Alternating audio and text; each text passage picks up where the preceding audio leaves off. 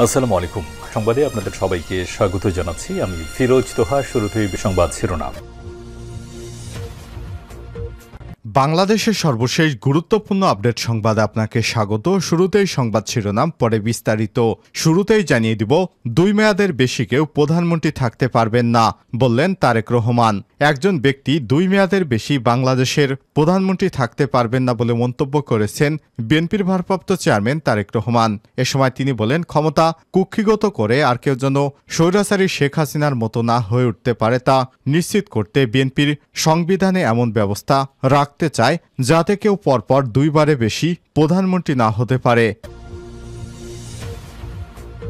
এরপর জানিয়ে দিব, আদালত বলে শেখ হাসিনাকে দেশে আনার উদ্যোগ নেওয়া হবে, বললেন পররাষ্ট্র উপদেষ্টা তৌহিদ হোসেন। এবারে জানাবো, ঢাকা মেডিকেল কলেজ হাসপাতালে দুর্বৃত্তদের হামলায় আহত ডাক্তারের খোঁজ নিল বিএনপি। এদিকে ঢামেকে চিকিৎসকের উপর হামলা নিয়ে সমন্বয়ক সাজিস আলমের কড়া বার্তা। ঢাকা মেডিকেল কলেজ হাসপাতাল ঢামেকে চিকিৎসকের উপর হামলা নিয়ে কড়া বার্তা দিয়েছেন বৈষম্যবিরোধী ছাত্র আন্দোলনের অন্যতম সমন্বয়ক সাজিস আলম। আজ সামাজিক যোগাযোগ মাধ্যম ফেসবুকে একটি ভিডিও বার্তায় তিনি এই আহ্বান জানান। সাজিস আলম বলেন, আমার ডাক্তার ভাইদের নিরাপত্তা নিশ্চিত করতে হবে। তাদের উপর যে বা যারা হাত তুলেছে তাদের উপযুক্ত বিচার করতে হবে।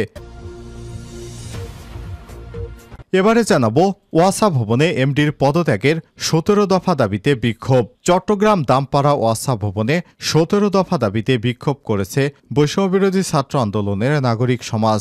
আজের সময় ওয়াসার ব্যবস্থাপনা পরিচালক এমডি প্রকৌশলী একেএম ফজলুল উল্লাহর পদত্যাগের দাবি করা হয়। 24 ঘন্টার আলটিমেটাম দিয়ে নিজ উদ্যোগে তাকে পদত্যাগ না করলে হেনস্থার শিকার হতে হবে বলেও এমডিকে হুঁশিয়ারি দেওয়া হয়। তার পদত্যাগের পাশাপাশি এই 17টি দাবি উত্থাপন করে সংগঠনটির নেতারা।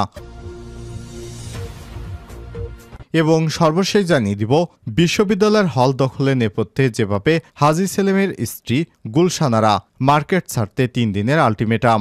জগন্নাথ বিশ্ববিদ্যালয়ের জবির তিব্বত হল বর্তমান নাম গুলশানারা সিটি ফিরে পাচ্ছে জগন্নাথ বিশ্ববিদ্যালয়। গুলশানারা সিটির দোকানীদের মার্কেট খালি করতে 3 দিনের আলটিমেটাম দিয়েছে ঢাকা জেলা প্রশাসন। মার্কেট খালি হলেই সেটা বিশ্ববিদ্যালয়কে বুঝিয়ে দেবে জেলা প্রশাসক। বিষয়টি নিশ্চিত করেছেন জগন্নাথ বিশ্ববিদ্যালয়ের সংস্কার আন্দোলনের মিডিয়া সেল। পুরান ঢাকার পাটুয়াটলি ওয়াইজঘাটের 8 এবং 9 নম্বর জিএল পার্থ লেনে 8.889 কাঠা জমির উপর জগন্নাথ বিশ্ববিদ্যালয়ের তিব্বত হলটি অবস্থিত। সব বাধা উপেক্ষা করে 2001 সালে আওয়ামী লীগের সাবেক সংসদ সদস্য হাজী সেলিম হলটির অবকাঠামোর বদলে ফেলে 10 তলা বিশাল ভবন নির্মাণ করে তার স্ত্রীর নামে গুলশানারা সিটি মার্কেট গড়ে তোলেন। এরপর থেকে কয়েক দফা আন্দোলন করেও আর হলটি আয়ত্তে নিতে পারেনি জগন্নাথ বিশ্ববিদ্যালয়ের শিক্ষার্থীরা। আজ দীর্ঘদিন পর ফ্যাসিস্ট শেখ হাসিনার পতনের পর এই হলটি হাজী সেলিমের দখলমুক্ত হলো এবং শিক্ষার্থীরা আবারও বুঝে পেল। প্রিয় দর্শক, এতক্ষণ শুনছিলেন সংবাদ শিরোনাম, এবারে বিস্তারিত। তবে তার আগে বন্ধুরা, অনুরোধ থাকবে এই সংবাদটিতে একটি লাইক দিন। এই চ্যানেলে আপনি নতুন হয়ে থাকলে আমাদের সংবাদটি দেখতে দেখতে চ্যানেলটি সাবস্ক্রাইব করে রাখুন, যাতে করে বন্ধুরা আমাদের পরবর্তী লেটেস্ট আপডেট সংবাদগুলো সবার আগে আপনার কাছে পৌঁছে যায়। কমেন্ট করে আপনার মূল্যবান মতামত জানিয়ে দিন আপনি বিশ্বের কোন দেশ থেকে বা বাংলাদেশের কোন স্থান থেকে আমাদের সংবাদটি দেখছেন এবং শুনছেন। 2 মেয়াদের বেশি কেউ প্রধানমন্ত্রী থাকতে পারবে না, তারেক রহমান।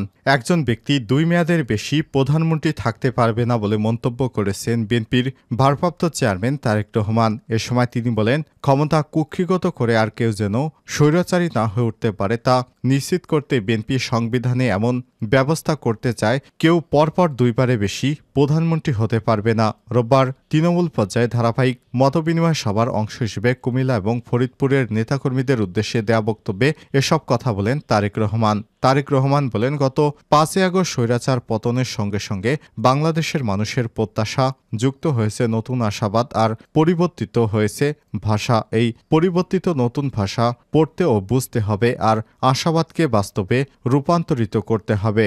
সেটা না পারলে ছিটকে পড়তে হবে। বিএনপির ভারপ্রাপ্ত চেয়ারম্যান তারেক রহমান বলেন, এতদিন শুধু আওয়ামী লীগ ছিল প্রকাশ্যে প্রতিপক্ষ। আমরা তাদের আক্রমণের ধরন বুঝতাম এবং জানতাম।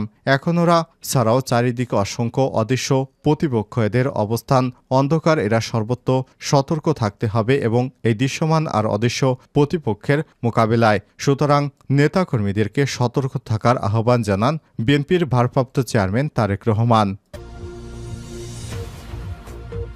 আদালত বললে শেখ হাসিনাকে দেশে আনার উদ্যোগ নেওয়া হবে। পররাষ্ট্র উপদেষ্টা তৌহিদ হোসেন বলেছেন, আদালত বললে শেখ হাসিনাকে ভারত থেকে ফেরত আনার উদ্যোগ নেওয়া হবে। বাংলাদেশে বিভিন্ন প্রকল্পে যুক্ত থাকা ভারতীয় কর্মীরাও দ্রুত ফিরবেন বলে জানিয়েছেন তিনি। রোববার দুপুরে পররাষ্ট্র মন্ত্রণালয়ে সাংবাদিকদের এসব কথা জানান তিনি। ছাত্র জনতার গণ অভ্যুত্থানে গত 5ই আগস্ট প্রধানমন্ত্রীর পদ ছাড়ার পর শেখ হাসিনা ভারতে পালিয়ে যান। তিনি এখন কোনো স্ট্যাটাসে ভারতে আছেন জানতে চাইলে পররাষ্ট্র উপদেষ্টা সাংবাদিকদের বলেন, এই মুহূর্তে শেখ হাসিনা কি স্ট্যাটাসে আছেন সেটা ভারতকেই জিজ্ঞাসা করুন। আরেক প্রশ্নের জবাবে তৌহিদ হোসেন বলেন, আদালত যদি বলেন তখন শেখ হাসিনাকে ফেরত আনতে উদ্যোগ নেবে পররাষ্ট্র মন্ত্রণালয়। ভারত দেবে কিনা সেটা তাদের ব্যাপার, তবে চাইলে দিতেই পারে ভারত। সাংবাদিকদের প্রশ্নের জবাবে উপদেষ্টারা বলেন, বাংলাদেশের স্বার্থে যদি ভারতের সঙ্গে করা কোনো সমঝোতা পর্যালোচনা করতে হয় সেটাও করবে বর্তমান সরকার। শেখ হাসিনা সরকারের পতনের পর ভারতীয় ঋণের একটি প্রকল্পের কাজ বন্ধ রয়েছে, কারণ ওই প্রকল্পে ভারতীয় ঠিকাদারি প্রতিষ্ঠান এপকনস লিমিটেডের কর্মকর্তারা দেশে ফিরে যায়। আশুগঞ্জ থেকে আখাউড়া পর্যন্ত প্রায় 50 কিলোমিটার সড়ক 4 লেনে উন্নীত করার এই প্রকল্পের কাজ বন্ধ রয়েছে। এনে জানতে চাইলে তৌহিদ হোসেন বলেন, ভারতীয় বিভিন্ন প্রকল্পে যারা ভারতীয় ছিলেন তারা ভীতি কাটিয়ে দ্রুতই ফিরে আসবেন। দুর্বৃত্তদের হামলায় আহত ডাক্তারের খোঁজ নিল বিএনপি। ঢাকা মেডিকেল কলেজ হাসপাতালে নিউরোলজি বিভাগের অপারেশন থিয়েটারে ঢুকে দুর্বৃত্তদের হামলায় আহত আবাসিক চিকিৎসকের খোঁজ নিয়েছে বাংলাদেশ জাতীয়তাবাদী দল বিএনপি। রোববার 1 সেপ্টেম্বর বিকেলে বিএনপির স্বাস্থ্য বিষয়ক সম্পাদক ডাক্তার মোহাম্মদ রফিকুল ইসলাম ঢাকা মেডিকেলে গিয়ে রেসিডেন্সিয়াল চিকিৎসক ডাক্তার ইমরান ও ডাক্তার মাশরাফিকে দেখতে যান। তিনি আহত চিকিৎসকদের চিকিৎসার খোঁজখবর নেন এবং চিকিৎসকের সুরক্ষা নিশ্চিত করার জন্য বাংলাদেশ জাতীয়তাবাদী দল বিএনপির পক্ষ থেকে অঙ্গীকার পুনর্ব্যক্ত করেন। একই সঙ্গে তিনি অতীতে এ ধরনের ন্যাক্কারজনক ঘটনায় আক্রান্ত ডাক্তারদের পাশে দাঁড়ানোর কথা এবং তাদের সুরক্ষা নিশ্চিত করার জন্য কাজ করার কথা উল্লেখ করেছেন। ঢামেকে চিকিৎসকের উপর হামলা নিয়ে সার্জিসের কড়া বার্তা। ঢাকা মেডিকেল কলেজ হাসপাতাল ঢামেক চিকিৎসকের উপর হামলা নিয়ে কড়া বার্তা দিয়েছে বৈষম্যবিরোধী ছাত্র আন্দোলনের অন্যতম সমন্বয়ক সাজিস আলম। রোববার 1 সেপ্টেম্বর সামাজিক যোগাযোগ মাধ্যম ফেসবুকে এক ভিডিও বার্তায় তিনি আহ্বান জানান। সাজিস আলম বলেন, আমার ডাক্তার ভাইদের নিরাপত্তা নিশ্চিত করতে হবে, তাদের উপর যে বা যারা হাত তুলেছে তাদের উপযুক্ত বিচার করতে হবে। এ সময় তিনি বলেন, যদি কোনো পেশেন্টের মৃত্যুর জন্য হাসপাতাল কর্তৃপক্ষ বা কোনো ডাক্তার দায়ী থাকে তবে তদন্ত সাপেক্ষে তারও বিচার হবে। আন্দোলনের সমন্বয়ক বলেন, আমার মনে হলো আর আমি কারো গায়ে হাত তুলে ফেললাম, এটা স্পর্ধা কখনোই মেনে নেওয়া যায় না। সকল চক্রান্তের বিরুদ্ধে ছাত্র জনতা সোচ্চার রয়েছে। এদিকে ঢাকা মেডিকেল কলেজ হাসপাতালে জরুরি বিভাগে ভাঙচুর এবং চিকিৎসকদের মারধরের ঘটনায় সেবা বন্ধ করে দিয়েছে চিকিৎসকেরা। একই সঙ্গে মারধরের ঘটনায় জড়িতদের বিচার এবং নিরাপত্তা নিশ্চিতের দাবিতে দেশের সব সরকারি বেসরকারি হাসপাতাল শাটডাউন ঘোষণা করেছিল তারা। এরপর স্বাস্থ্য উপদেষ্টার প্রতিশ্রুতিতে ঢাকা মেডিকেল কলেজ হাসপাতালে 2 প্লাটুন বিজিবি মোতায়েন করা হয়েছে। এরপর তারা তাদের শাটডাউন কর্মসূচি প্রত্যাহার করেছে।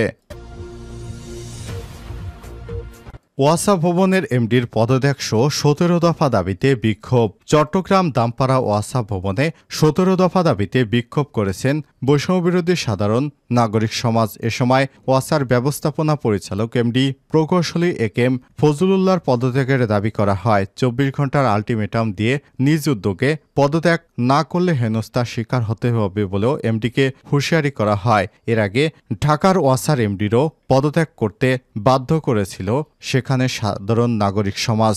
গতকাল রোববার দুপুর 12টার দিকে চট্টগ্রাম ওয়াসার এমডির কার্যালয়ে এ বিক্ষোভ করেন তারা। একই সঙ্গে পদত্যাগের দাবি পাশাপাশি 17 দফা দাবিও উত্থাপন করে সংগঠনটির নেতারা। সাবেক প্রধানমন্ত্রী শেখ হাসিনা শাসন আমলে টানা 6 দফায় ব্যবস্থাপনা পরিচালক এমডি হিসেবে চট্টগ্রাম ওয়াসার গুরুত্বপূর্ণ পদটি দখলে রেখেছেন প্রকৌশলী একেএম ফজলুল্লাহ। ওয়াসার প্রতিটি ক্ষেত্রে অনিয়ম দুর্নীতির আশ্রয় নিয়ে কয়েক হাজার কোটি টাকা ভাগবটারা এবং বিদেশে পাচারের অভিযোগ রয়েছে তার বিরুদ্ধে। এসব অপরাধের কারণে তাকে এমডির পদ থেকে পদত্যাগ এবং শাস্তির দাবিতে বিক্ষোভ করেছে বৈষম্য বিরোধী সাধারণ নাগরিক সমাজ।